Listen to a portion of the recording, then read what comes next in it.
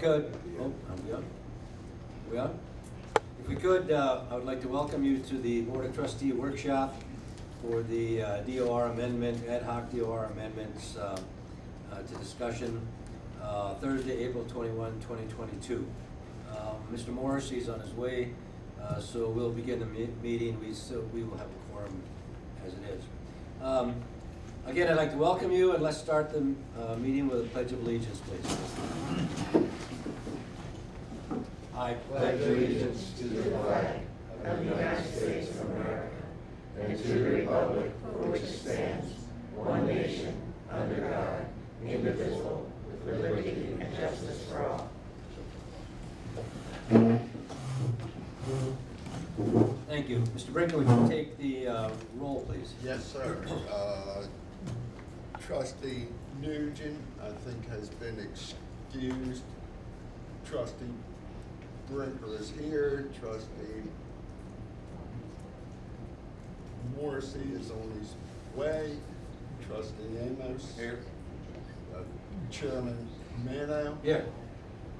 John Coffey, our community manager. Stephanie Brown, our district clerk. John Carey, our attorney. And also in the room, I see Mr. Armington. That's all I see. Chairman. We see Mackenzie. Oh, I'm sorry, Mackenzie. We got Mackenzie, we got Sally, we got I everybody didn't here. see it, dear. I'm sorry. Nobody's working today. All right, we have a quorum. Thank you very much, sir. Okay, we're going to do audience participation. Before we get to this, I only have one here, Gary. Mr. Morrissey, hi. Welcome. Did you wake up? We knew you were on your way. Oh. I had only got my computer back and broken. Your computer what? I mean, a tablet. And I didn't see anything on it. It's okay, while you were gone, we just voted ourselves raises, so just. I apologize. Okay, audience participation, we have Gary Gresco. Yeah. So you want me to start? Yeah, please come up to the podium. Make Okay. sure the green light is on and state your name and your address. Okay, the green light, is that on? There you go. Okay, here it goes. Okay, Gary Gresco, 807 Tamaran Circle, Barefoot Lane. I'm a member of the ARC committee, so I deal with these issues every meeting. I'm not speaking for the ARC committee, I'm speaking for myself as a citizen. One issue I have here is the ballot question number 3, the words having 2 unobstructed sides on the carport. Now, that can be interpreted a lot of ways, but I know that it's being interpreted to mean absolutely nothing. We can't have screens, bushes, lattice. You can't have privacy. You can't have sunshades. You can't have anything. Nothing is allowed. So I think that's a real restriction and a hardship on our citizens. I really, really do. People move here for the Florida lifestyle. And part of that is we sit under our carports and we have bugs.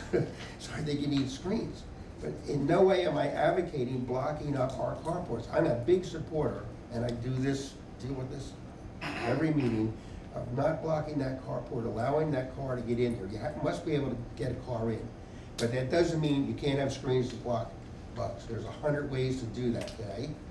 And I can explain some of those if anybody's interested. But no permanent obstructions in there. The ARC committee has been doing a great job of supporting this and supporting the DOR on these issues. I really think so. The other thing here is, I don't think people understand. When I brought this up to a couple of people having 2 unobstructed sides, they had no idea. It didn't mean they couldn't put screens up. I mean, they became furious. They couldn't do anything. You know, the way it's worded, it's having 2 unobstructed sides. That's a simple definition that's written in about a carport. It doesn't really describe the real situation. It's too simplistic. I think that needs to be a little more defined. And I also feel that the citizens, comes time to vote, they're going to strike this down. They don't like it. And that's going to negate all the great work that this committee did to write all this stuff. It's just, it's well thought out, it's well done. But this one line, and it's underlined here for some reason, having two unobstructed sides. So I just think that we should allow our citizens a little bit of freedom. Let them, the committee's watching what they're doing. We're trying to keep this place neat and uniform. And we don't allow just anything. It's gotta be a certain way. And you have to be able to get a car into that carport. We're not gonna let anything happen, because that is what the DOR, that's in line with what the DOR says. Okay, I think that's about all I can say on that issue, okay? Thanks, sir. Again, am I on that? I just can't hear my Yes. ears. I have a bad cold, sorry. Okay, thank you very much. And we're gonna address some of this stuff. We'll ask those questions. To go to the next part of this, we'll have Louise Crouse come up and she can give a little introduction as to what the committee did and maybe even answer some of the questions. And then we'll go to the board discussion. Thank you. My name is Louise Crouse, 808 Sapodilla Drive. I was honored to serve as the chairperson of this ad hoc committee. First of all, I want to thank the members of the committee. Mr. Jeff Grunow and Mr. Joe Klosky are here today. Mr. Dan Murphy and John Scarrett formed the committee along with alternates Vicki Sloss and Dee Dee Cohen. The committee meetings were well attended, and I can't say enough about the work that they put into it in advance. The original discussion that we started the first meeting with was how to decide what to do. And there were 4 guidelines, and I hope you'll listen to those 4 guidelines. The first one was, does it need revision? Second, is it enforceable? Does it fix the problem? And will it pass resident approval? In other words, it was our challenge to make the wording clear and positive enough so that people would not question. We see the word unobstructed. To me, that's a barrier to movement. It is not screens or lattice, that type of thing, but it does pose a question. I also want to especially thank the DOR staff. Mr. Armington and his crew were faithfully there to support our questions, to answer honestly whether it's enforceable or not. Sometimes we had mixed opinions about those things, but after all, we're looking at it as a committee and residents. They're looking at it as enforceability. I also want to thank Mr. Carey for lending his support as well. The wording, the guidance that they provided for us will save you a great deal of time in your discussions about what should go into this ballot question and what might need revision at this point. But I do want to thank everyone for their attendance. We did have audience participation as well, and that was valid. Brought things to light that maybe we would not have as a committee thought about. We are here to answer any questions you might have if you need to further understand why we went the direction we went. So thank you for considering the proposals put forth by the DOR ad hoc committee. Thank you, Louise. John, do we need anything, Mr. Carey, do we need anything from you to start out, comments, introduction? No, I'll just explain real quick what you're seeing here. I tried to make it consistent with what you had last time you went through this exercise, which I believe was 2017. And there are currently 18 ballot questions that the committee has recommended. A couple of them started out as separate questions, and we ended up combining them because it wouldn't make sense to have, if for example, one of them failed and the other one passed, it would make the DORs worse rather than better. So the ones that are a single subject that kind of need to go together, even if they're in a separate section or in one question.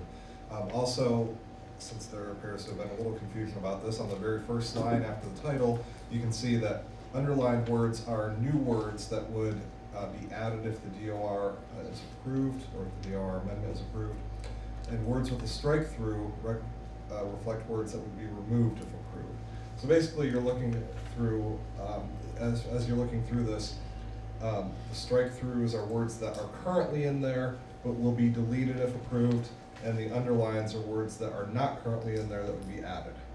And so that's kind of the background, and I think we'd like some guidance on, if you want to make any changes to any of these or take any of them out. You know, and I think that's what we're here for. Thank you. Mr. Coffey, any introduction, or we just in the discussion? I think Mr. Carey and Ms. Kraus summarized it well. I'd encourage you to just go line by line, you know, question by question. Thank you. Yeah, and I want to thank the committee also and for all the work they put into this, and the question becomes, I think, two things I think Louise mentioned too. Number one, are things that changes that we're talking about here enforceable? And who's going to enforce them, and how do you enforce them, and are they really judgment kinds of calls? And the other question is, are the kinds of changes that have been discussed here really necessary? So, to the board, and I'll give you an example, and we'll go line by line, but, you know, if you go to question number 16, just as an example, then we'll go through, it talks about signs that torn, faded signs, flags, banners, etc. And if you say any sign, flag, or banner on the exterior of the property shall be maintained in good repair, any worn, torn, or faded flag or banner shall be removed or replaced. So who decides if a flag is faded? Do you decide, how do you decide if it's faded? You know, I mean, somebody goes by and says, I don't like that flag, that's faded, we're gonna write up a thing. So, it's just an example of some of the things you look at in here that, are they enforceable, who enforces them? Do we have, create more problems than we already have, and are they necessary? So, how do you wanna do this, folks? You wanna go question by question to the board? Anybody have, go to number one, good start. Now, I have a cold, so it's like pulling teeth. Remember, I can't get you to talk, so go ahead. Comments on question one? I can give a quick explanation for each of them. Yeah, go ahead. I can give a quick explanation. Why don't you do that, for each of them John? if you like. And that's one of the things I did that's different from 5 years ago when we went through this exercise, is I added a short summary before each one. Which, by the way, I thank you for. It's very, very informative. Thank you. You're welcome. So essentially all this one does is changes the word regulations to guidelines to make it consistent with other sections of the DOR. Currently, the DOR is inconsistent and seems to use the words interchangeably, and the committee thought it best to just use the word guidelines throughout. And so there are two sections that use the word regulations where it should be guidelines. So that's the first question. I don't think there's a problem, but I go ahead. No, part of the rationale for that is if it's a regulation, it should be voted by the people. If it's a guideline interpreting the regulation, then it's the art's purpose. Any problems with one? Go ahead, John. Okay, so number two is, there's a little bit of history behind this. There used to be, or I think thought there was, a Barefoot Bay Homeowners Association. And after Mr. Coffey did some research into this organization, determined that it wasn't even a legally registered organization with the Department of State. Essentially, it didn't exist except in some informal form, but it made its way into the DORs, and because it's not an actual real organization with any power or authority, it shouldn't be referenced in the DOR. And again, of all of the things that you have here, that's probably the most important change to me, because the only place that exists really is on Facebook, so I think it's a very good change.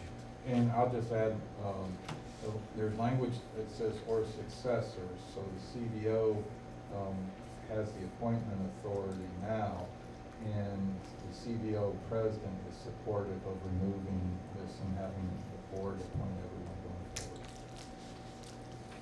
And I think we've had this discussion before, that there's only one organization that legally enforces and makes decisions for the Bay, and that's the Board of Trustees. And it should be changed the way it is here, as far as I'm concerned. Any other comments, questions on two? Go ahead, John. Okay.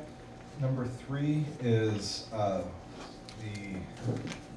this is the one that the gentleman spoke of in his comments.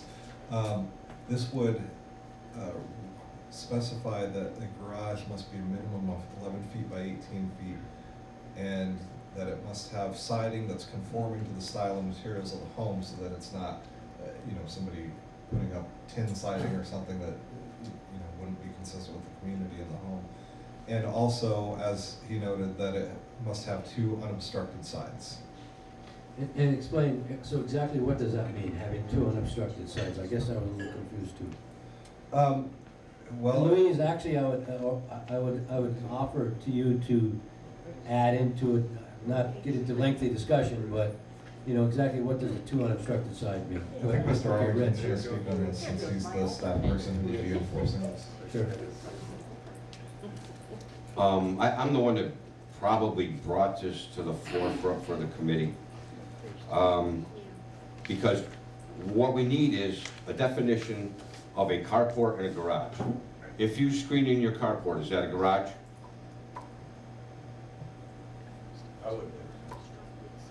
So a carport must have an 11 by 18 unobstructed area. If you screen it in and have an 8-foot door and call it a garage, we don't feel it's that way. We just need a definition we can enforce. That's all I want. And this goes back, there's no right or wrong answer here. It goes back to the community values of, there's many people with a screen room at the back of their garage. What's currently happening, and I'm not saying it's wrong, but currently the entire screen room can be screened, the entire carport can be screened in with an 8-foot door that mimics a garage door. The car sits out in the sun 24/7 unless the person pulls it in. Most of the time the people put patio furniture and they use the screen room as a screen room. So it's a community value. Do you want to see a proliferation of homes where the carport is completely screened in and the car sits out in the driveway?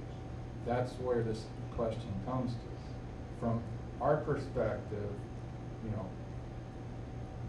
this board and the community needs to vote on this to make a once and all decision.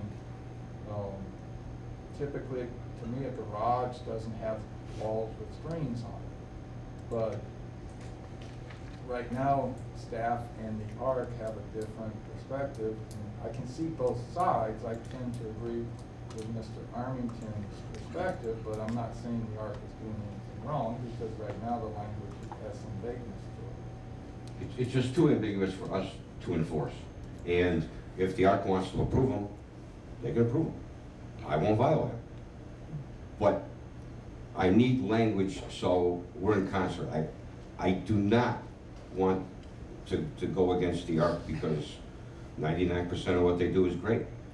So if I have a clearer direction with this wording, I believe I'll be fine. So I don't know if Mr. Carey agrees with me or not. gets more confusing as we go along. So this, we're talking, so tell us again what this is saying. This is telling us. What this will do is, it will, if you want to screen in part of your carport, that's fine. You want to put up a sunshade on the side of your carport, that's fine. You want to enclose part of your carport, that's fine. But you need an 11-foot unobstructed area when DOR drives by if you have a carport. And I believe that this would give us the tool that we need to be able to enforce what the DOR says. Right now, we don't agree, but I'm not going to violate it, because if that's what they want to approve, I don't need to be arguing with them. This here will put it into a perspective.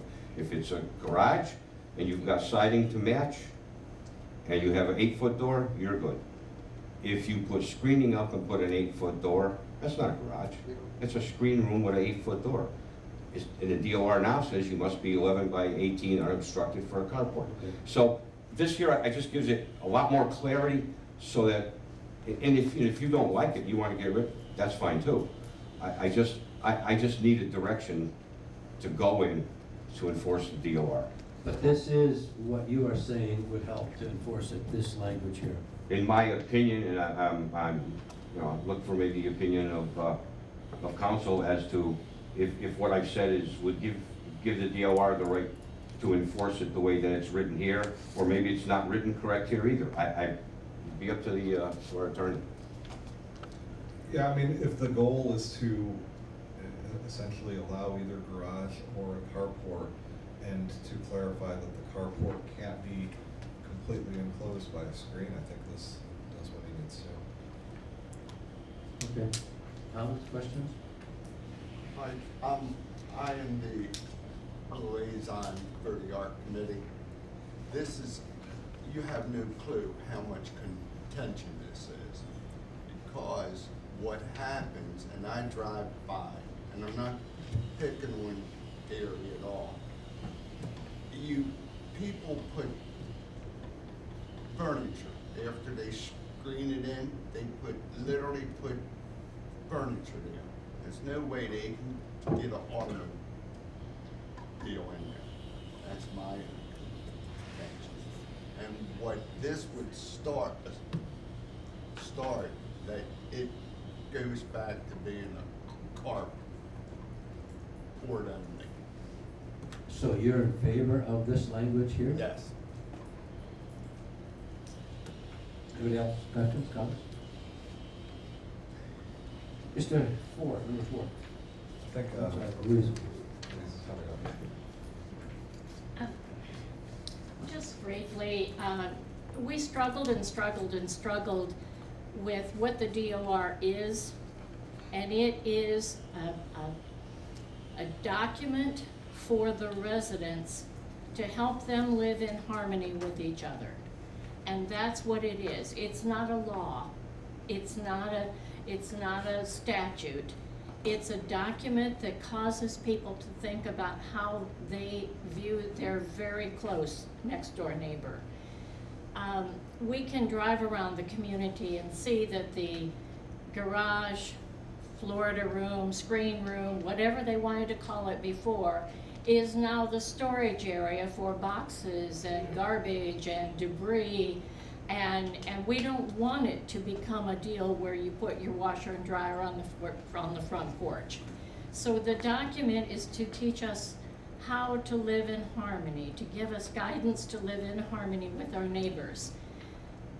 This kind of goes into the support of that. If your neighbor decides they want to wall up their carport area and park their car almost in the street, obstructing your view, being not in harmony with the appearance of the community, then we need some guidance on it. And I think it's an important thing to put into the DOR, because the DOR is the document that tells homeowners, landowners, what's expected of them. Thank you. Again, we have to remember this is going to be voted on by people, whatever we do, so we're not making a final decision. Okay, number 4, security. This is kind of a companion in a way, but it is a separate question, so I left them as separate issues on the ballot. But this is just clarifying that a utility room, which is already in the DOR, can be in lieu of a garage, so that you can have one instead of a garage. And Rich may want to explain, Thank you. That's just a language. where this is coming from. Go right to 5. Well, I mean, questions on that, just a language change. Number 5, please. Okay. All right, number 5 is clarifying that the lamp post must have a minimum of 460 lumens and be white, clear, or yellow, and not obstructed by landscaping. And this is the kind of, this is one that, and I have no problem with this, I could care less what it is, really, but my question is, when Sally or somebody rides by and Mary, they ride by and they say, I don't think that's 40 watts. How are they gonna know that? How are they gonna say, I think I'm gonna get out there, I'm gonna take that light bulb out of that post and I'm gonna check, see if that's 40 watts. I don't get that kind of a, I guess, maybe it's important, I don't really know, but.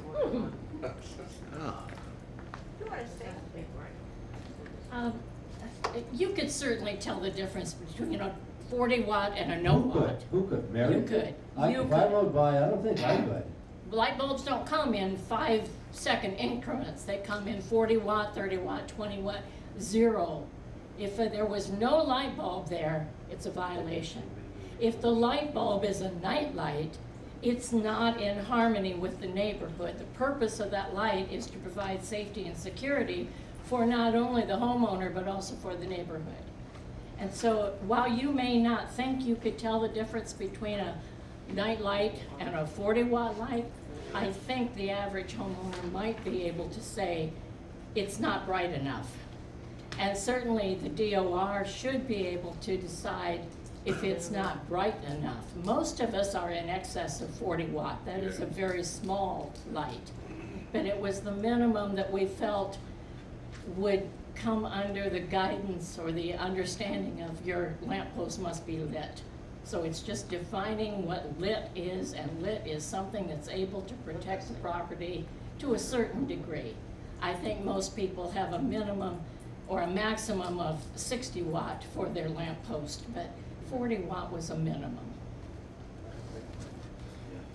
A couple points, and Ms. House knows this, from historically, probably 5-6 years ago, a lot of people were buying those solar lights that you stick in the yard and trying to attach them to their lamp post in lieu of getting the electrician out to fix them. And they would have a very light, very dim light, and then go out and get, somewhere throughout the night. My follow-up comment is directed to Mr. Carey is, how would this play out if we ended up in court and we were saying based on photographic evidence and eyewitness, it's not a 40 watt light bulb, and the homeowner claims it is a 40 watt light bulb? It would be difficult. I'll say that. I think how it would work at the staff level is they would write up a violation, and the person who's alleged to have put in a bulb with less than 40 watts could probably go to the staff and show them and say, look, this is a 40 watt bulb, and if they can adequately prove it, it would never get to the trustee level, and if they can't adequately prove it, then we just have to go based on staff testimony. Whether that would hold up or not, I'm not really sure, but it would be tough to enforce, I think.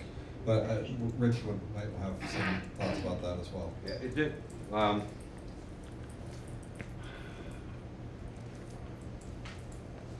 It's funny that you talk like that, because this morning, Mary and I went through these. And I said, I'm going to bring in 3 bulbs, tell me which one's 40. And Mary goes, yeah, good luck with that. So, the 40's in the ARC right now, the 40 watt. It's not in the DOR. So I think they brought it over for that reason. I can't remember in the past 7 years. Maybe there's been a couple because they're the solar type and they've drawn down, and where we violated somebody for a real dull bulb, if it's out, we violate them. There's enough of those where we could probably do 40 violations a week just on that. So it was one of those that it came from the ARC, and that's why it's there. But yeah, as far as enforcing it, I could not say with, I'm not sure Mary could raise her right hand to swear to tell the whole truth that it's less than 40 or 60 or. I mean, I know we have a DOR, and I know we have all these things, but I also think it can get to the point of being ridiculous too. You watch that commercial on TV where that lady's walking around with a clipboard knowing your mailbox is gonna be this high, boom, cuts off the mailbox, does this, does that. I mean, I can just see people calling me up saying, you know what, this lady went by, she said my light's not bright enough, and they gave me this damn letter, and blah, blah, blah, because it was a faded light. I'm not sure have we ever violated one? For a faded light? For- I only write letters if it's out. Well, I'm talking about whether or not they said, well, they said my light's not 40 watts. I don't think we've ever done I have to take my light that. bulb out, and I have to walk down to the office, and I have to show them it is now. I just think it's getting to be ridiculous to No. stuff, so. Like I said, we've never violated for And just the other violate question what I it's had is, what do you do, some of these people, I know there are some lights out there, especially Christmas time and everything else, they put different colored light bulbs in those lamps. We're gonna say, no, you can't do that? Depending on what time of the year. Yes. Yeah. If it's Christmas time and for 3 weeks they have a red bulb, we're not gonna do anything. But if somebody complains, yeah. A real life example, autism encourages people to put blue lights in their lampposts. We didn't know, this was several years ago, we didn't know it was Autism Appreciation Month or Awareness Month. A neighbor complained about the blue light not being white. We sent a letter, and the gentleman who had a grandson with autism came in and screamed at the board. And it was an honest mistake, but that is something that potentially could happen. You know, I'm not advocating not having the white light, I'm just telling you, it has happened in the past. People get really upset because they put a colored light in that nobody understands why it's colored. And it's not like we want to take the colored part away. There was a DOT member that we violated because he had a green light. Is that Joe or what? No, it doesn't live too far from Joe, or used to live not too far from Joe. Well, what do you do with, So we what have he some did- people right now that have colored lights, correct, don't we? So we if- just, and if we get a there's no complaint, we grandfather, violate there's it. no nothing, we just tell them to change it? Yeah, and what he did was, after I talked to him, he put that colored bulb in his carport.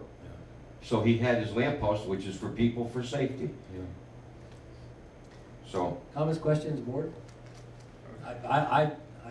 I don't really care one way or another, but I'm just not in favor, I'm not excited about that one. My question is, what's the difference here if it's in the ARC guidelines, because this says in accordance with ARC guidelines, or if it's in the DOR, the same language? There's the exact same language is in the ARC guidelines, so why do we want to actually put it in the DOR? Do we have to in order to enforce it? Or can you enforce it if it's in the ARC guidelines, which says exactly the same thing about wattage, et cetera, which actually, it really goes into better detail, because you can use LED and equivalents and stuff. All that information is right there in the ARC. So why do we need it in the DOR? I don't know. Anybody answer that one? Jeff Bruno, I was the vice chair of the committee. This started out simply as the fact that 5 years ago, people were still using incandescent bulbs at 40 watts. You could look at a bulb, you do exactly what it was. It was written on it, was written on the box. Now, today, almost everybody's using LEDs, and you're right, you look at an LED, it says 7 watts. Well, it's not really 7 watts, it's actually a 40-watt equivalent. So this whole thing started out basically as we put the equivalent in lumens, so that if it ever got contested, if you walked into Mary and it says 460 lumens, guess what? It's a 40-watt bulb. So it was a very simple idea to follow the ARCC. But my question is, why do we have to have it in the DOR if it's already in the ARCC? Well, I can explain one of the differences. I guess 2 differences. More people read the DOR than the guidelines. Yeah. And the DOR, if it were to be put in, can only be taken out by the property owners. Anything in the guidelines can be changed by a future art committee. Right, so if you want a brighter light, they can do it without getting voted on. I think that's a good idea. Right.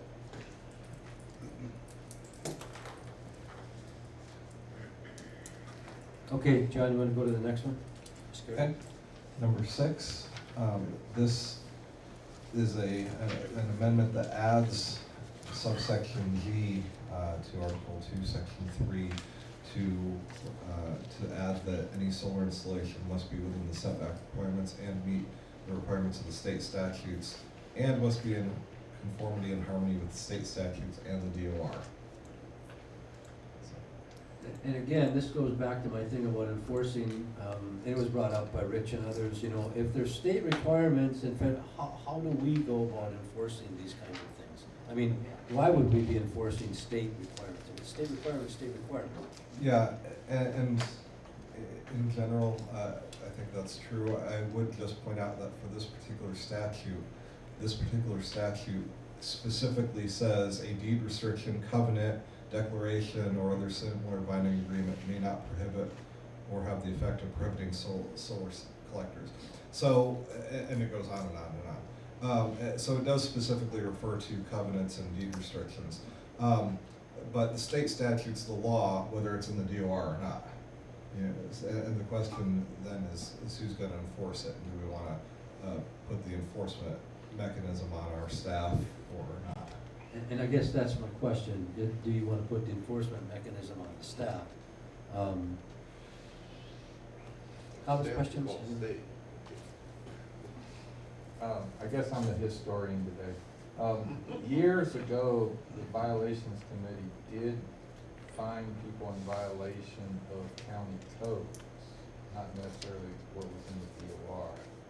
So there is a old precedent for trying to enforce other people's rules and regulations. But once again, if we get non-compliance, our recourse is to spend time and money for Mr. Ferry to sue folks in court for compliance.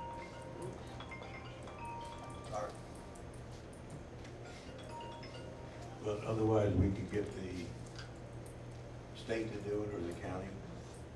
How do you go about that? If we notice they're in violation, like my neighbor's solar panels sit 2 inches from my air conditioner, who do you go to? Do you go to our DOR people or do you go to call the state up? Well, the statute basically is about the covenants and restrictions. So if the allegation is that the covenants and restrictions step into the area where the state statute says they can't, then somebody would have a private cause of action to sue the district for violating the prohibition against the covenants and restrictions. I'm not sure if I got that one. I think that was, I'm thinking that was backwards from what I was thinking. Okay. So this statute that it refers to specifically says a deed, restriction, covenant, declaration, or other similar binding agreement may not prohibit or have the effect of prohibiting solar collectors, and it goes on and on and on. And so if somebody alleges that the deed or covenants restricts the solar in a way that the state statute says they can't, then they can sue the district.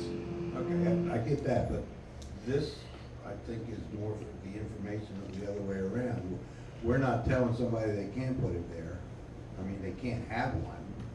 They can have one. We're not restricting it. The state's actually telling them where they can be, right? Is that in there? No.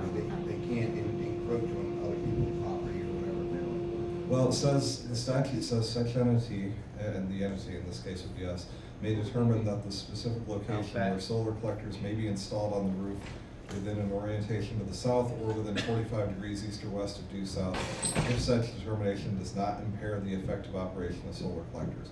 So it does give the entity some say in where the solar collectors may be, Okay, as long as you don't prohibit them. So with this being in here, all this does is, to me, it's just like general information. Yeah, I because think- we're not going against, we're not trying to go against the state. I think this, and Louise is up here to talk, and I'll turn it over to her. I think this is probably one of those things that she wanted in here for educational purposes, but you can speak to that. Thank you, that's absolutely correct.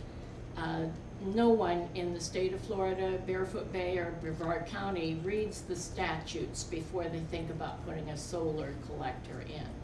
So if it's a piece of information in our deed of restriction, that is the first document that new homeowners go to. It's the document that all homeowners or lot owners are encouraged to read.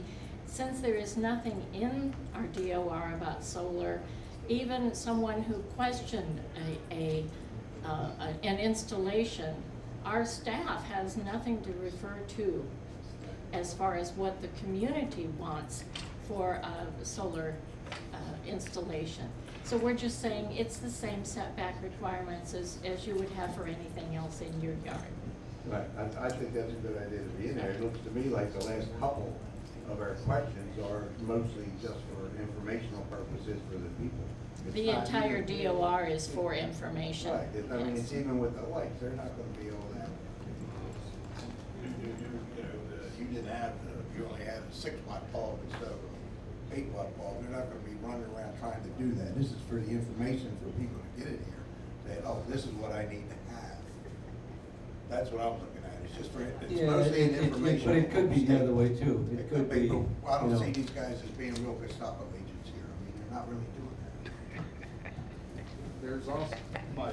There's also the element of a neighbor, when they're typically a neighbor dispute, seeing something like this and then complaining about it. And so, you know, the 6-foot dog leash that only applies to residential property gets thrown in my face a lot of people walking along Tutu Trail with retractable leashes. Mr. Baker? Yes, I personally think we ought to stay out of this with the soldiers and everything. I'm just opposed to it, that's all. We should, you think we should Stay- not? stay out of it. You're not in favor of this? No, I'm not in favor of it.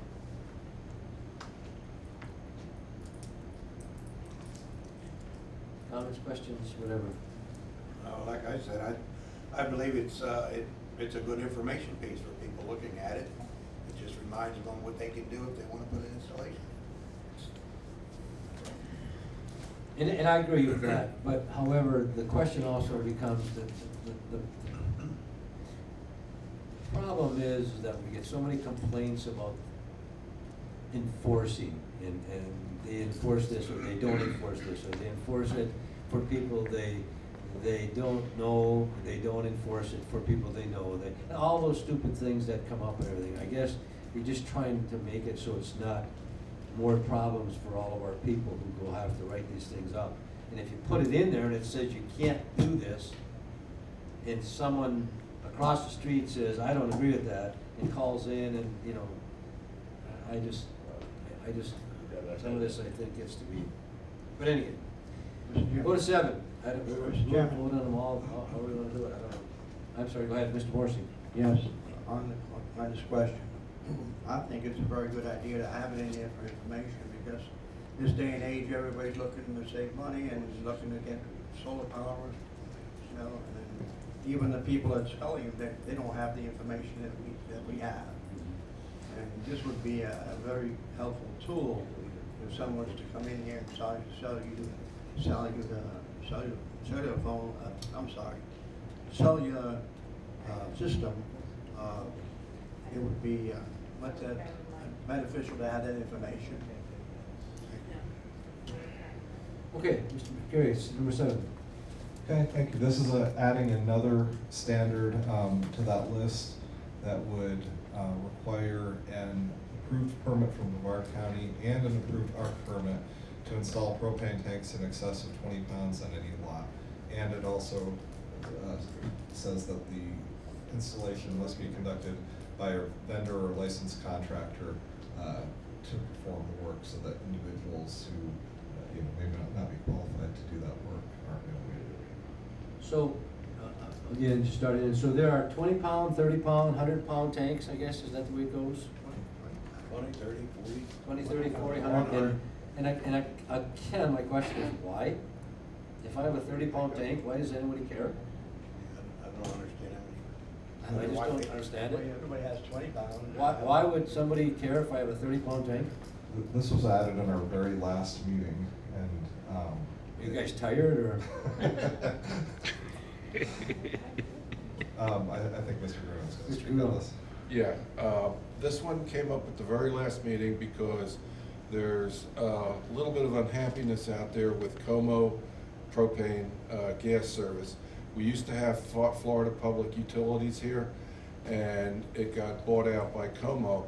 They're now charging a $22 a month meter fee, and there was some rattling out there that, well, I'll just go get my own tank. So it has nothing to do with the size of the tanks. The 20-pound tank is your standard grill tank, and so that's why that was, amended there. but we didn't want people going out and getting 30, 40, and 100-pound tanks, setting them up next to their houses just to get away from the meter fee. Again, my question, I have a big question of why. I'm not as good with it at all. 40-pound, a 30 and 40-pound tank isn't really that much bigger. I mean, the other ones are short and squat. 30-pounder is about maybe 3 foot tall. You can still use up to a 40-pound. It's legal to go down to a tractor, for instance, and have it refilled. Lay it down in your car and take it home. Anything over a 40-pound tank, you have to have, I don't know if you need a license to get it refilled, but it has to be in a vehicle it has to stand up, et cetera, et cetera. So there's a big difference between things over 40 pounds and things under 40 pounds. I personally believe that you shouldn't put that low of a poundage on it, because a lot of people like to have a 30 or 40-pound tank to run their grill. They don't have to go down to Home Depot or wherever and get another little tank every 2 weeks. If you have a 40-pound tank sitting there, it's gonna run you for a couple of months. And then you go take it to tractor or wherever and get it refilled at a lot cheaper price. So I kind of object to the size that you are requiring. Anything over that, a 100-pound tank, et cetera, it has to have permits by the county. It has to have somebody qualified to install it. The other tanks don't. Right, legally, the other tanks don't. That's more useless information than Next time if you use a 40-pound tank for your grill. Then I will provide some more useless information, and primarily it comes from 10 years of service in an LP facility.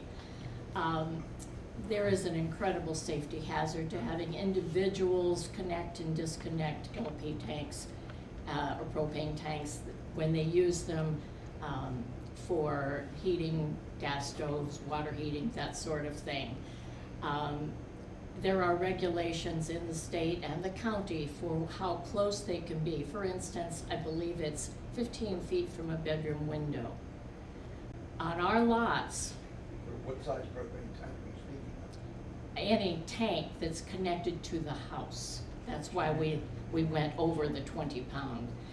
You would not connect a 20-pound cylinder to your home for the purposes of hot water heating, because you wouldn't get very much hot water for that 20 pounds.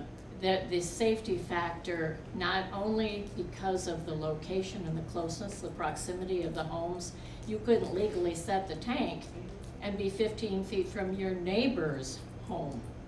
And so there has to be some regulation somewhere. It has to have some place in our example of how to live in Barefoot Bay that defines what you can and can't do. The reason it came up was brought forward by Como, the purchase of Como oil or Como gas. They are a reputable company. They are in the business of being in business. So it's not that they are not a reputable company. Probably someone should have been charging meter fees all this time for those few places in Barefoot Bay that have LP propane directly into their homes. Those that do not are the ones that are those people are the ones that are looking for an alternative to paying that meter. And we currently have nothing in the DOR that says that you couldn't just go get a tank. The state and the county have regulations, and there are fire code and insurance regulations. But if we don't have it in the DOR as a frame of reference for our residents, for our lot owners, then we are remiss in giving them that information. I think it's an important But should we be taking every federal and state law and having to put it in the DOR to remind people about it? When was the last time you read the Florida statutes? When was the last time I read anything? the DOR? But the point is, you don't go and, you don't have to take every law and have to remind them, you know what, you can't go 55 miles an hour. Go If it's 55. appropriate for living in harmony in Barefoot Bay, it belongs in the deed of restrictions. Or is it appropriate for controlling what people do? There's Yes. two differences. There's It is very much in controlling what people do so that they don't do something that is not an appropriate thing for life in Barefoot Bay. Again, it's you don't have the right to do everything you want to do in your property because this is a deed restricted community. And that's exactly the point. We determine what we allow the people to vote on in that deed restricted, and if we think it's too controlling, then we don't put that in there, so. And it would not be a singular decision, it would be the decision of the community, which is why we're putting it forward at this time. Okay, let's go to number 8.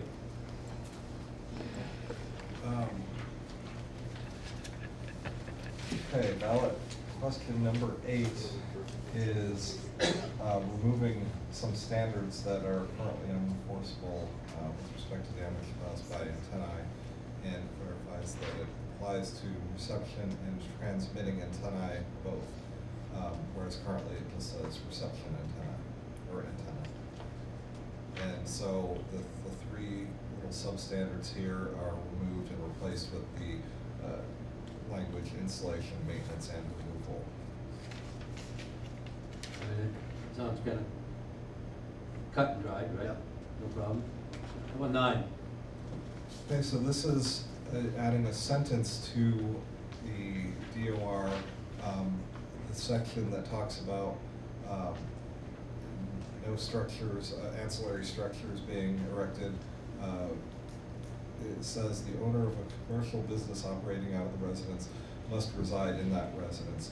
And this is conforming with state law. There was a bill passed last year, maybe it was 2 sessions ago, about home-based businesses that basically says that if you're running certain types of businesses that don't have a lot of traffic going in and out, you're allowed to run it out of your home, but you have to live in that home. And so this here is just, I guess, ensuring that the DORs comply with the state statute. Okay. Number 10? Okay, so this adds that to the standard for exterior of a home being free of mold, mildew, and dirt. It also adds ancillary structures so that if somebody has a shed on their property, for example, that the staff can violate them if their shed gets moldy and mildewy. Right now, they can't. And the comment was question here from Richard was add driveway. Rich, go ahead. Yeah, when we were in the meeting, I gave, I can't remember which member, but I gave him information about the driveway because he was not happy that a lot of driveways were not clean, they're nasty. And we do have driveways in the DOR, but it only talks about debris in the driveways. So I'd like to see, after it says the exterior of a home, comma, driveway or other ancillary structure. Because and Louise can speak to it, but I believe it was a concern of the committee that there's just a lot of really nasty driveways here that we just don't violate.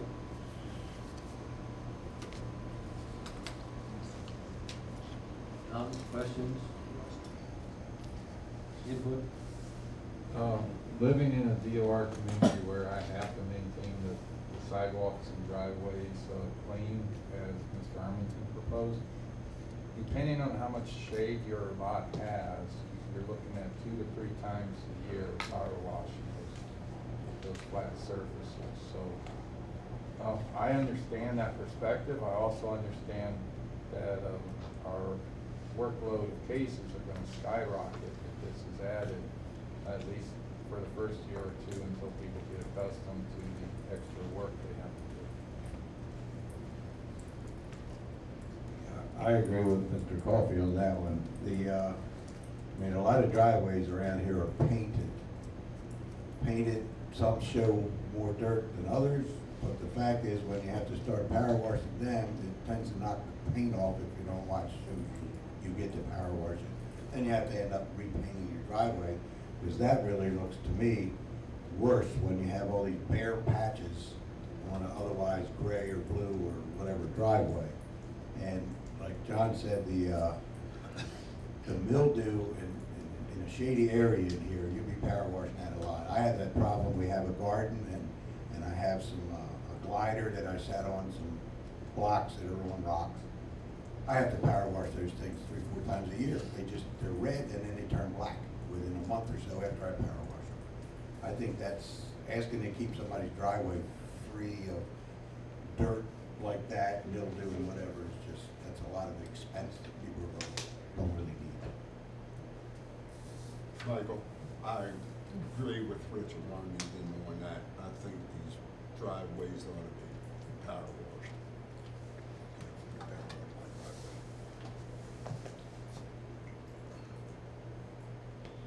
But my other question is this, I'm not exactly sure what we're doing besides going over these questions here. Are we gonna end up throwing questions out? Are we gonna rewrite these questions? What are we I don't doing? think, are we going to take this back to a regular meeting to vote on what we sent out to the people? Is that the idea? Or are we doing it today? Eventually, you need to have an agenda item to vote on each one going out. If there's ones that you want to not proceed with, I'd encourage you to make that decision today, just to save Mr. Terry and staff time and putting things on an agenda that doesn't get going. Yeah, well, what I'm looking for is guidance from you all on what you want the final product to look like when it comes before you for vote. So should we be voting on some of these that we have disagreements on right now?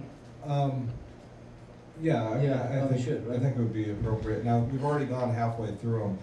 We may want to start just going the rest of the way through and then come That's what I back. was thinking of doing, yeah, because I've got notes here about things that I'm not in favor of, and then I thought at the end we'd go through them, just, that's okay, if that's okay with the board. Yeah, I have another question, it's kind of off the wall, I guess, but I'm not used to this stuff. We have all these questions we're putting on the actual ballot, right? These aren't going on the ballot, these are going on their mail out to homeowners. Homeowners. Okay, so it's not really gonna cost us per question, right? As it would in a regular election? Well, Or is no, it- as I've informed the trustees, the supervisor of elections office declined to quote us for mailing out and running Scantron ballots through due to redistricting and their workload. So the more questions you have, the more pieces of paper that's gonna go in the envelope that we mail out. So at some point, postage goes up as the paper goes up. I'm not the weight expert, but typically we enclose a self-addressed envelope. There's always debate of should it be stamped or not. And, with the questions you have now, you have multiple pages, so we're looking at more than whatever a first-class stamp costs these days, 55, 58 cents. And also, I wouldn't have telephone book font on these either, so there is a cost.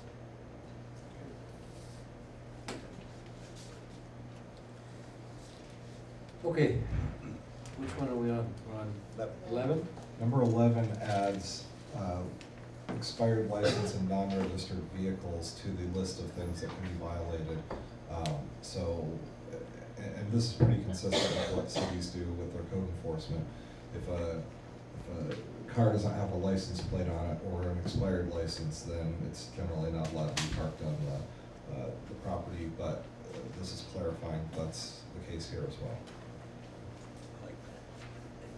And again, it's fine, but again, so my license is renewable in December. My birthday's in December. And so I forget that my license is renewed and it was supposed to be renewed by December. And so somebody rides by and they can give me a letter of violation because my license was not renewed in time? Yes.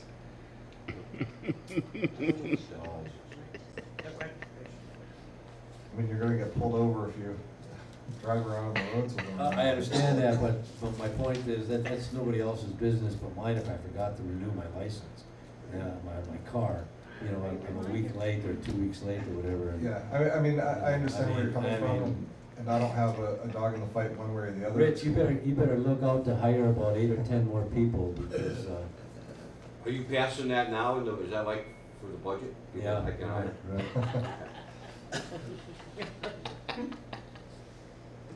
Okay, anything else? 11? Registration instead of license. I think Number 12. We have a public comment. It's okay. There are homes where vehicles have been parked there for 5 years. But that's different than what this is saying. That's different. So, Not you know, exactly. I understand you need to address that, but, I mean, we have people here who can't even agree whether they call their house a home or a trailer or a mobile home or whatever. And I can just see these people saying, you know, that guy's license is, he was supposed to renew that last week. It's not it. Let's call in for them. And that's how it's done. It isn't And Mr. I know Armington it's and done his like that, staff and that's driving terrible. around looking to see if your license plate is expired. It's done because a resident does not feel that their neighbor is abiding by the rules Or for they this just don't have community. anything to do and they're a little too nosy. We have several of those.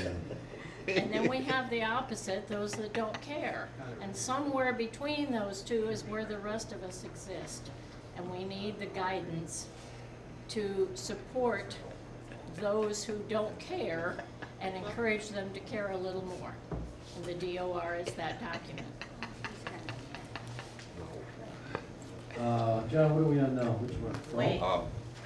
Can I clarify I'm one sorry, thing? Rich, go ahead. In my opinion, if we just cross off expired license and say non-registered vehicle, because I assume you're thinking license is what you have to drive. Yeah.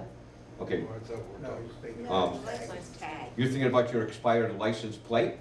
Well, what does this, if you I don't know read what it this, says. if you read this and you didn't know, It's a what would you think? vehicle. I would think it's the license I have in my wallet. Yeah, and I would think if somebody, their license is expired. Yeah. So, So I mean, non-registered works for us. yeah, yeah, exactly, that's fine. If You know, that's expired fine. license is gone, That's fine, but I guess. We can I enforce guess it. there are so many people here who are watching what their neighbors are doing right now to the point that, oh, that guy's license is expired. Not meaning the license is, meaning the license on a car. yeah, that, You know, I mean- and it's, because it does say abandoned vehicles, any vehicle according to the county that has an expired or non-registered is prima facie evidence that's, it's abandoned. So what you're saying, if we just strike out expired license and just add the non-registered in there, then it would be fine, I think. Number 12. Okay, so this is clarifying that for the purpose of the nuisance regulation, that it applies to occupants and not just owners, so that the staff can go after rental occupants. And that's probably one that's needed in this, in all of this kind of thing. It's a good change. Any comments, questions? 13. Okay, so 13 is to change the title of section 6 from signs to signs, flags, and banners to reflect what's actually being discussed in section 6. Okay, 14.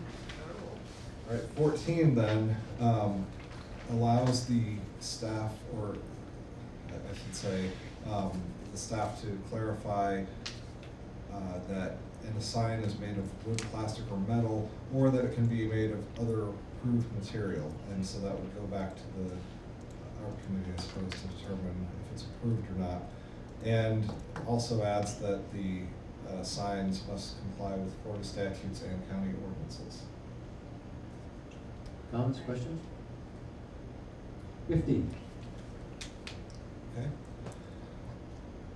15 just adds a disclaimer that that any sign regulations have to be limited by what's permitted by federal law, state law, or county ordinances, and that we can't make illegal something that's explicitly legal under our higher authorities.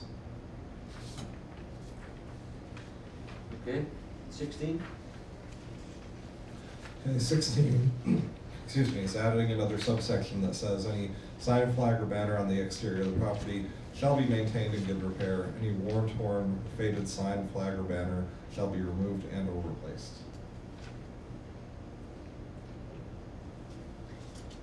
And again, I made a comment about this one earlier. Comments, questions? Mike, I agree with you.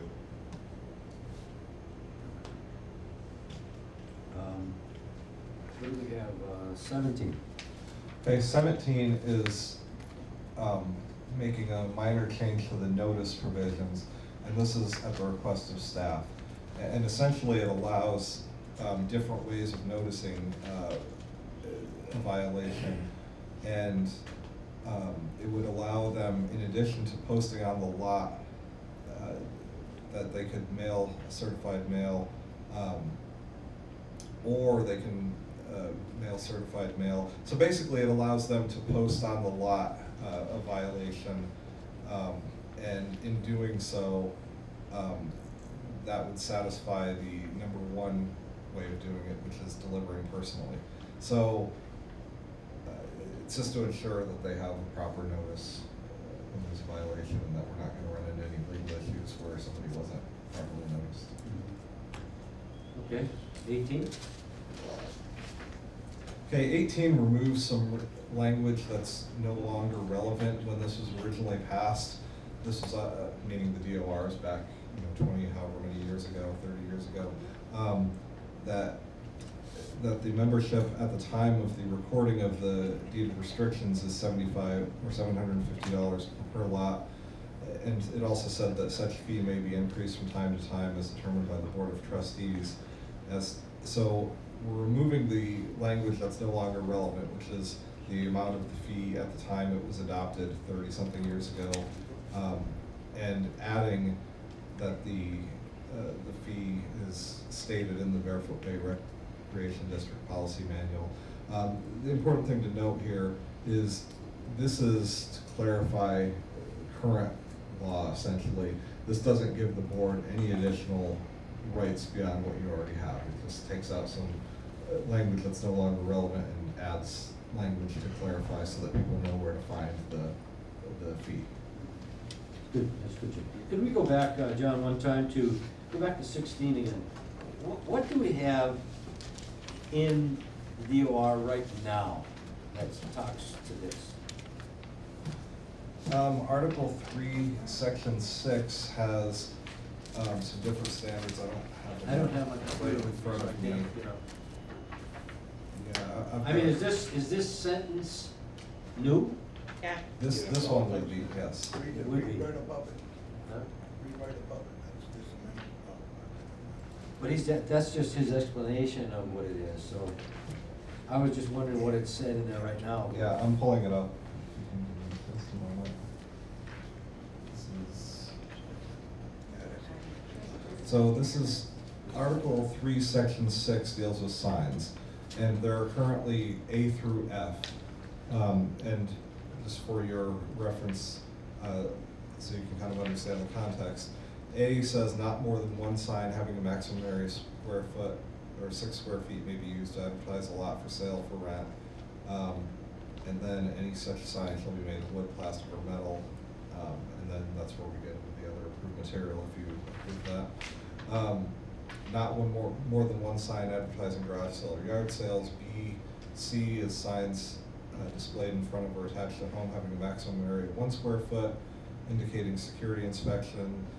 D is no sign of any kind shall be displayed on any residential lot other than as stated in A, B, or C. E is commercial property within Barefoot Bay shall supply with applicable ordinances and regulations of Brevard County. And F is the recreation district shall have the right to erect signs within Barefoot Bay for the purpose of identifying development or providing directions. And so this would add. So this is a completely new statement? Correct. Okay, thank you. Yes. Okay, that's all of them, right? That was the end of them? That's it. So now I think we need to go through and let me know if you want any changes to these, because ideally, when we bring this to the board, there won't be any subsequent changes because you've already hashed them out here.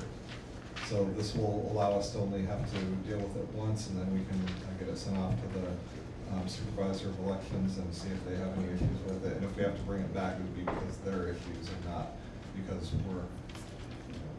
Should we go in, how do you want to do this, board? Do you want to go one at a time, make a motion on each one? how do you wanna do it? Technically, this is a workshop, so you need to just reach a consensus. You're not, I know, but you know what our consensus is. Our consensus is that we agree, and next week, all of a sudden, we have board members who don't agree with something we had a consensus on. You can do it either way, I don't care. In my own opinion, number 5, number 7, number 11, number 16, I'm not in favor of. Start with one, please. Huh? Start with one. Maybe you should go one at a time and Well, ask- okay, how do we wanna do it? Number 1, consensus, okay? Okay with me? Okay with me? I'm all right. Okay. I'm sorry. Yeah, number 2, Okay. I don't think we had any problem with that. Anybody have a problem with it? Fine Okay. with me. Number 3, had to do with the garage. I mean, I'm fine with this, I'll go with this. I have a problem with 3, With number 3, yes. how about the rest of the board? Remember, a consensus is just like you're taking a vote, you're gonna, Okay. What was your problem? Huh? Carport. They wanna screen it in, and when I drive by, I see furniture there all the time, so. So you're for it? Well, that's what this is, it's saying you can't do that. Right. So you're for it. Okay. I'm for it. Go for it. I don't okay. Number 4, what is this one? This is, yeah, that's kinda simple, right? Yeah, a little bit garage. Yeah. Again, number 5, you know, I just think you're overreaching, putting that kind of language in, but it's just me. Well, I'm not sure what this is gonna do, because if the people vote this down or they don't vote it in, it's kind of gonna backfire, because we already more or less have that in here with the ARC guidelines. Because I don't know if you really wanna put it in and take a chance on the whole thing not making it in there at all. And then we won't have anything in there, right? Or is it just a maybe? Well, again, we put it out to the people, they take a chance. I guess I don't care, but I just think it's getting to the Well, point if of it's ridiculous. already in there, like I said, I don't have the original. So if it's already Well, in there. the underlying stuff is not in there. The underlying stuff is new. But the underlying stuff is in the ARCC, so. But then they it would- only it would make a law. they only do what the DOR and the board allows them to do. They don't make their own rules and regulations. Right. So, Yes, they do. you know, So then if it's not gonna backfire, I'd say leave it in there, but I believe it, with Louisiana, we need to have something in there, or you're gonna have people with twinkling lights and purple lights and all kinds of weird things out there, which I've seen a couple of them, by the way. okay, I don't I'll go mind. with it. That's fine. That's fine. Are we okay with that? Okay. What is number 6? What's the solar? Solar, yeah, I don't have a problem with that. Anybody have a problem with solar? Information. What's number 7? The thing about propane tanks, I think is ridiculous, but Yeah. I'm not for that. I'm not for Consensus, no? Huh? Consensus, no? Number 7, John, is a no. Okay. Number 8, antennas, I think that's common Alright. sense, that's okay. Okay, Number 9, what is 9? 9 is the, I think that's okay. yeah, that's okay, yeah, that's law, that's okay. Anybody have a problem, speak up, because we're saying this is a consensus of the board, don't come back next week and say, well, I didn't agree. Number 10, condition of the property, I'm okay with it as written. I don't wanna add the okay, driveway. all right, no driveway, okay? Is that I right? wanna add the driveway. He wants to add a driveway to it, how about you? No? No? No, consensus is no, so it stays as written. Okay, John, you got that? Got it. Okay, 11 is, what is 11? Oh, this thing about the expired license, I just think that's confusing. I would agree with this whole thing if you took expired license out. I agree with you on that one, yes. Leave the non-registered is, I think, pretty important. Which would. Comments, actually cover questions? that. We would agree with the way it's changed except take expired license out. I agree with you, but here's my problem. On Bureau Drive, there's 2 automobiles in this woman's driveway. They don't have tags on them at all. The county has taken her tag off of the automobile. And I just think that they ought to be towed out, that's all. That should be considered then at that time, a non-registered vehicle. So It is. Then it falls under what we just said. Right, I agree. Okay. You agree with it? Okay, John, take that 2 words out. Okay? What are we on now? 12? 12 is, We need that. Huh? We need that, this yeah. one. 13, okay. It's okay. Anybody speak up if you're not okay with these. 14 is the one about, signs, yeah, I don't have a problem with number 14. Good. 15, yeah, we didn't have I don't have a problem with that. Anybody have a problem with 15? 16, you know, I have a problem with 16, I just think it's unenforceable. And I don't want somebody coming in and telling me my flag is faded.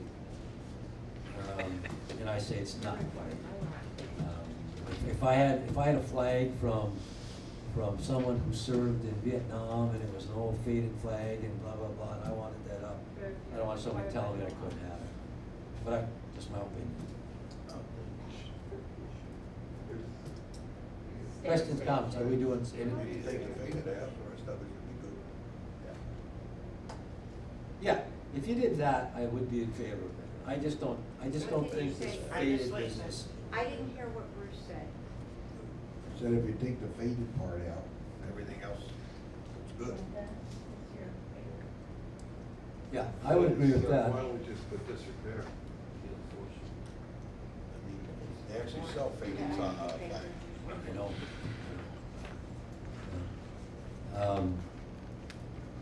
Perhaps Mr. Carey can define for us what the federal, state, county regulations are regarding flying flags in disrepair or faded. So there is a federal flag code, and it's always been deemed to be unenforceable. The federal law is actually just guidance for education, ironically enough. It would be, my biggest issue is that you'd be opening up staff for accusations that it's not the actual condition of the flag that's being at issue, but that they don't like the flag itself. Yeah. And, you know, maybe that's not so much a problem if it's like an American flag or something, but when you get into other kinds of flags, you know, and I don't know if staff has any comments to that, but it certainly, it makes it discretionary. Yeah, and that's the issue is, light bulb on, light bulb off, but when is it torn, when is it faded, that becomes the debate. But is it an inch tear, a 3-inch tear, Doesn't make any difference. a half-inch tear?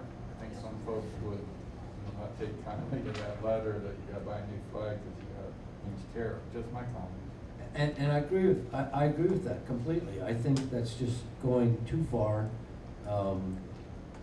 And I use the word faded as the prime example because you come by and give me a letter saying it's faded, I say, no, it isn't. Now what? We're going to court, we're gonna ask some judge to decide whether or not the flag is faded? I just think it's like the Seinfeld thing, no soup for you, you know, we're getting really in there, we're just doing things that, I kind of go back to that harmony thing. If my neighbor is a veteran and I'm flying a flag that is tattered and torn, am I offending him? well, you know, If I am flying a banner that is disrespectful to God, country, man, gender. but you're making judgmental things now on your own, so I'm not sure I want the staff right up there making those judgmental decisions. I just don't We're think they should. talking about I the don't think they should be doing condition that. of the flag. What's that? We're talking about the condition of the I flag. understand it, but it's judgmental that someone is making a judgmental thing, And it's exactly what John said, is it, if it's a tear like this, is it a tear? It's a tear. A tear is a tear. So if you have a 1-inch tear in a week, you want to You ought to go be buying a new flag. This came up at the American Legion meeting on Tuesday. Somebody has gone around the bay and we now have about 40 unserviceable American flags flying. We did not come up with any really good solution. Do you go up to someone's door and say, hey, you need to repair your flag? I would probably take a faded. I would agree with Mike on that. But there is flag etiquette standards. There's VA standards for flying the American flag. And I would like to keep in the worn and torn because I think that's something that's defendable. And you have to remember, it isn't a question of whether or not you support the flag and all of that stuff. This is simply a question of our people have to go around and make judgments of whether they give letters to people to say they're wrong. That's what this is about. We're trying to not have these people have to make judgmental calls on things that are just going to get us in court. What do you think, board? I've said my piece on it. I kind of go along with, I don't like worn, torn flags. I mean, mine just ripped again and I took it right down. I'm gonna get another flag. Faded, I'm not sure of because they do tend to fade. I mean, if they're faded so you can't read them, if it's a different type of flag, that's a thing. That's a worn flag, I would say. But they do sell faded American flag. That's the way they sell it. So I don't like the fading part, but the rest of it, I think it should be in there. Mr. Morrissey? I think the word fade should be removed. Mr. Brinker? I agree. Okay, can we agree then, consensus, that we take the faded part out? Is it okay? Right. Rich, go ahead. Before you make a final decision, it's your permission. Everybody's talking about the American flag. It says any sign or flag. You know, yeah. Okay? Everybody agrees, yeah, you don't want an American flag up there like that, but it says any. I can go out and buy a flag that's torn because that's the style of it. So if you have any sign or flag, you're not talking the American flag specifically, and that's what you're basing it on, is the American flag. You won't find anybody that would not agree with Right. faded, torn American flag, but that says any sign, flag.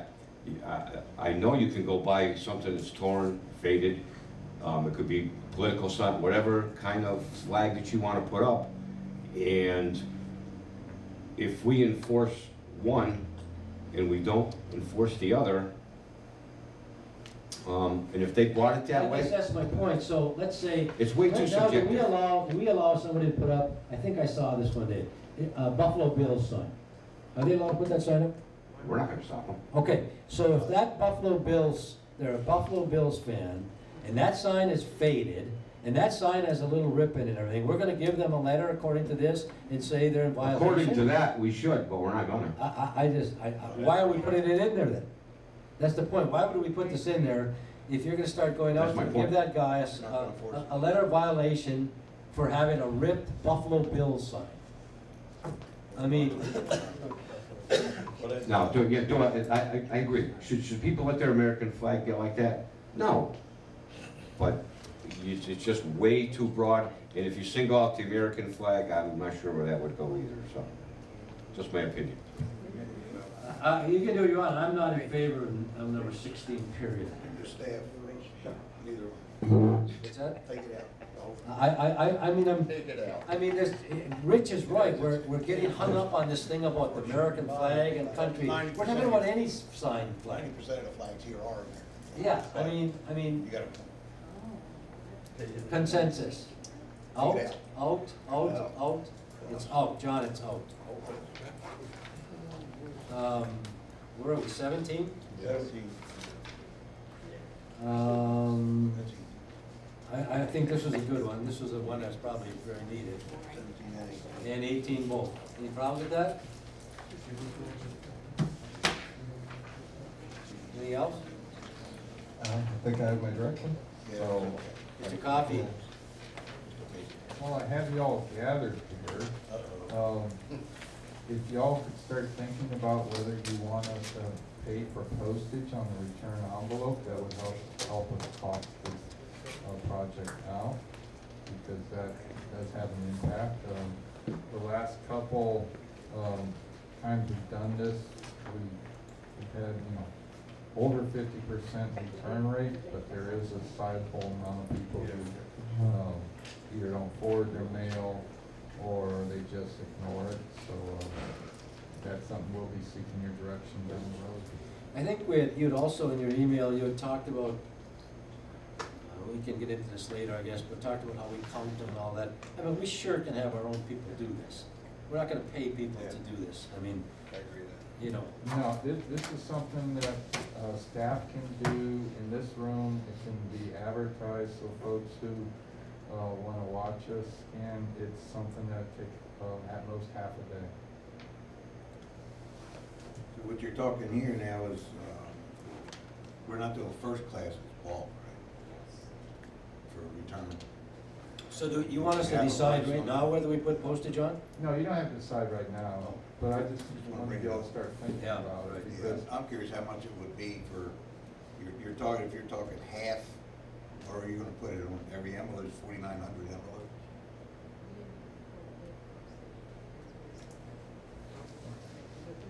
we'll bring that back to you. We could do something like, on a certain day, everybody just toot their horn if they're in favor of one. Toot their horn if they're in favor of two. Yeah, turn those lights on. Put a red light on in their thing. There you go. Put a green light if you're not in favor. Louise, go ahead, I'm sorry. The discussion came up at our ad hoc committee because we hoped you would consider our thoughts on that as well. First class is definitely required. Most people don't read their other than first class mail. It is the only way mail would be forwarded, and we know that there are people who do not list their northern address as their permanent address. So if they're using their northern address and it's mailed to a local, it would not get forwarded. If they were in transition, it would not be forwarded if it were not first class. As to the weight, you're looking at, 9 pages? That is not the way the ballot would look. There are requirements for how large a font has to be, but it does not have to be what you're looking at as the pages of the script that you're looking at. It can be much lighter than that. We really feel that, especially with the deletion of the 2 items, that it would be a 1 ounce or less. And we would very strongly say include a self-addressed stamped envelope so that you get the biggest return for the efforts that you've put forward. You've had a committee of people working for many months. You've worked a great deal on this as well. You've got a DOR staff that needs direction to follow. It is important, and if we don't feel it's important, we probably wouldn't put a first-class stamp on it. You want the biggest return possible from the residents. Thank you. Thank you. And Louise, I want to thank you and the committee and Jeff and all the committee members. I mean, again, that's kind of what democracy is all about. You have discussions on things and you decide what you want to do and what you don't want to do. And I hope you don't feel that we didn't support you by not some of the things we did here. But again, everybody has their own opinions on things. I know you went through a lot of time, a lot of effort. You put a lot of work into this.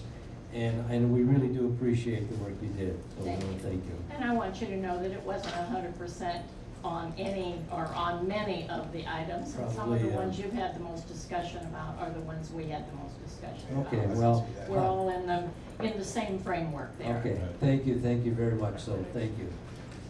Anything else, board? John, anything else? John, Mr. Carey?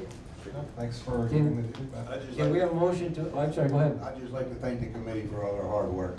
Appreciate it. We have a motion to adjourn. Motion adjourned. We're adjourned.